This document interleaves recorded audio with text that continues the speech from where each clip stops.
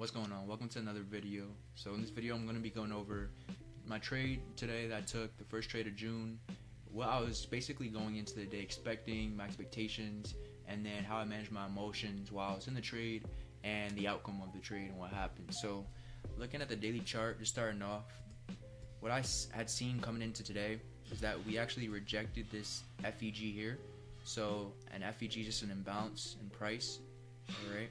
And literally we had this FEG on the daily that we rejected, and we actually traded higher after that, forming this order block here. It's just a down candle, right, with a bearish close, and then we traded above it, and price came back within this down candle and rejected on Friday. So seeing that we were rejecting that level, that key level, and we weren't closing through it, I was going into today with a bias that basically was kind of 50-50, since we just took out some relative equal highs right here and we failed to expand above it, and we were within this range, right? So going into today, I was really more so 50-50 on the bias. I wanted to see how price really reacted on the lower time frame. So on the 1 hour time frame, going from the daily, what gave me more confidence was actually looking at what happened on the previous day. We see that we actually traded to that key level on the daily, that order block, and then we actually shifted structure here.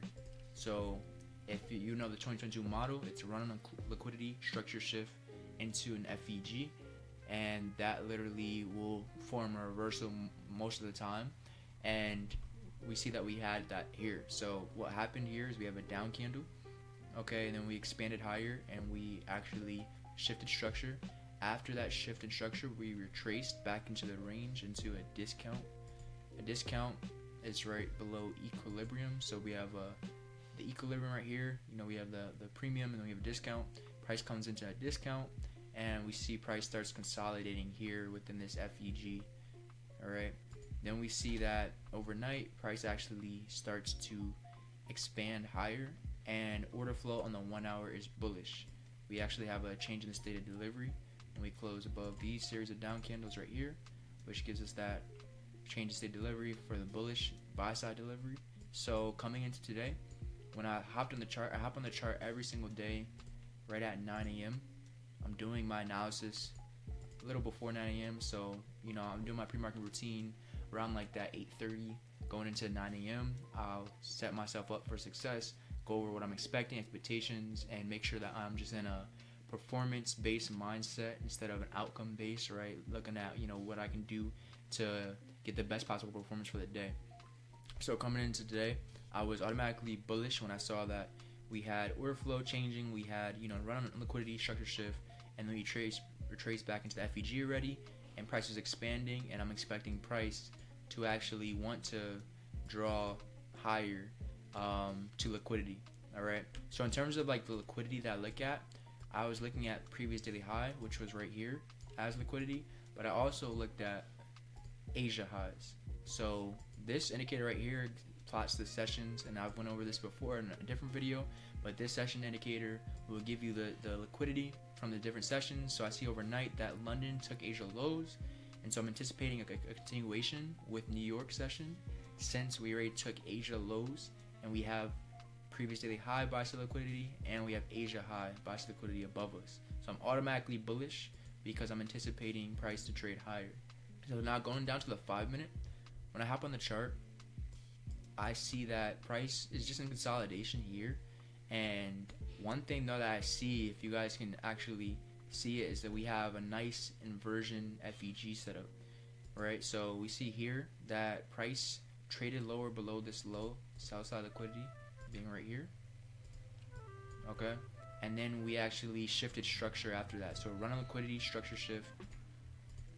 All right, we have a lower time frame 2022 model here also, and price trades back down within this FEG. All right, and price consolidates here right before the news, the equities open happens, and then equities open provides displacement to the draw on liquidity. So in my previous videos, I went over what the news tends to do. It tends to manipulate, or it tends to distribute into the draw on liquidity if we already have done that manipulation. And so it provided that distribution to the drawn liquidity there with that volatility.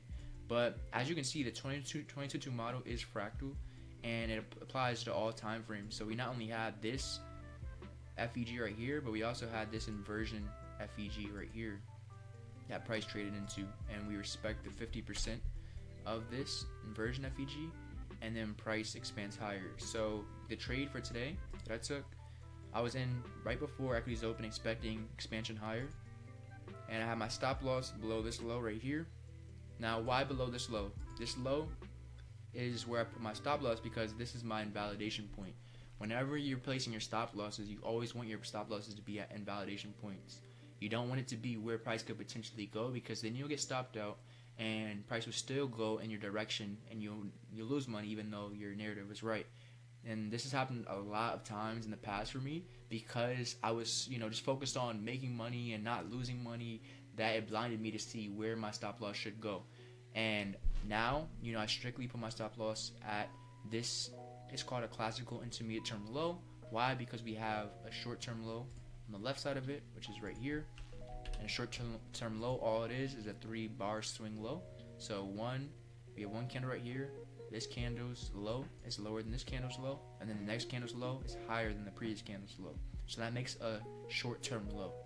Then we have another short-term low formed right here, and we get displacement, and then we get that structure shift, all right? And then another short-term low forms on the right side of it. So when we have a short-term low on the left side and a short-term low on the right side, the one in the middle becomes the classical intermediate term low. And if we're bullish, if we're expecting price to go higher, that low should hold and should not get taken.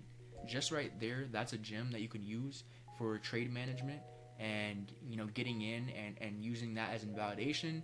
And you can use that to see a lot more success in terms of your profit targets getting hit without you getting stopped out first. All right. And so we see price expanding higher. The first draw, like I was saying before, is Asia highs right here, and the next draw is the previous daily high, which is up here. We see price literally expand right to it, and it's so random that price starts to retrace right after it gets there, and that's what happened. So that was the trade for today. So for the trade, I actually took my profits right here at the new week opening gap, and price ended up going higher, but I was content with what I made here is about a 4R on the trade, and I was basically done right when equities open happened. So that's the trade I took for today. That was the win that I had, and I managed my emotions just by being patient. And while I was in the trade, you're gonna have some feelings of uncomfortability in your stomach. It might be heat to your head, different things that you have to really look out for and know yourself and know how you tend to get when you're watching price, because price does the same thing over and over again. But there's going to be, just like there's patterns in price and how it moves, there's patterns in your behavior and how you tend to react under different environments and circumstances. So when you're actually going to trade, you have to know, okay, when I put myself in this position, this is when this impulse comes or this thought comes into my head, and I have to use injecting logic statements or use some form of treatment that can help me to not be as anxious, that can help me to not be as fearful or greedy, which actually affects my decision making. Because if you get in that state of greed or fear, your vision is going to be impaired, right? You're not going to be able to see price for what it's telling you, and you're going to try to force your will in the market, and it's not going to be good. So you want to always make sure that you're maintaining equilibrium when you're trading, and you have a mindset of clarity, and you're able to see price for what it's showing you rather than what you think or want it to do. So that was ultimately the trade that I took for today. And yeah, it was a pretty simple trade. Just stick with the simple things. That's how you make money in this market, is literally by just doing the simple things over and over again, and knowing when to position yourself in the market and knowing when to stay out of the market. All right, one more gem for you guys. Really, the best and the highest probability narrative from point A to point B is when you have a higher time frame level that you're looking for price to trade into, and then you get that price, you get price hitting that level and trading to another higher time frame level. So you gotta have higher time frame narrative. That's always the thing. For me, on the higher time frame, on the 1 hour, I saw that price was actually trading higher, right? And if we look at price on the 1 hour, we see that we had right here the tiny FEG. We have one FEG right here, but we also have another FEG right here. So I was using this higher FEG to act as inversion on the higher time frame, simply because we actually had a swing high formed within it and then we closed above it. So I anticipated that this candle is going to come, basically open right here, form the manipulation into this low right here, and then expand higher. And that's what I anticipated price to do on the 1 hour. So I positioned myself likewise on the 5 minute, right? When price retraced lower, I was looking to get in long, anticipating the expansion higher since the expansion didn't happen.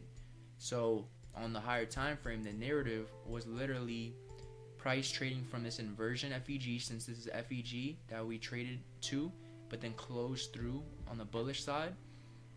We're expecting this inversion FEG to support price and price trade to where buy side liquidity is. Alright, we have this swing high, which is buy side liquidity, and then we also have this swing high there. Those were the two targets, and that's what I used. So on the higher time frame, we had the higher time frame narrative, and on the lower time frame, we positioned ourselves with the narrative, with the right stop loss placement, and targeting those higher time frame objectives. That's how you always can have high probability in these markets. I've been, looking at these markets, trading these markets for the past 2+ years, now going 3 years, and this is what I've seen through different market cycles, that it's just sticking with the higher time frame narrative and finding a way to position yourself and frame risk on the lower time frame to capitalize off of the higher time frame moves. That's high probability. So I hope y'all enjoyed this review just of the trade that happened and I did today. And just so you guys can see, I'll have it up right here. This is just the results from today on Top Step, and this was the P&L basically for the day. And yeah, that's pretty much it. Hope you guys have a good one, and I'll see you on the next one.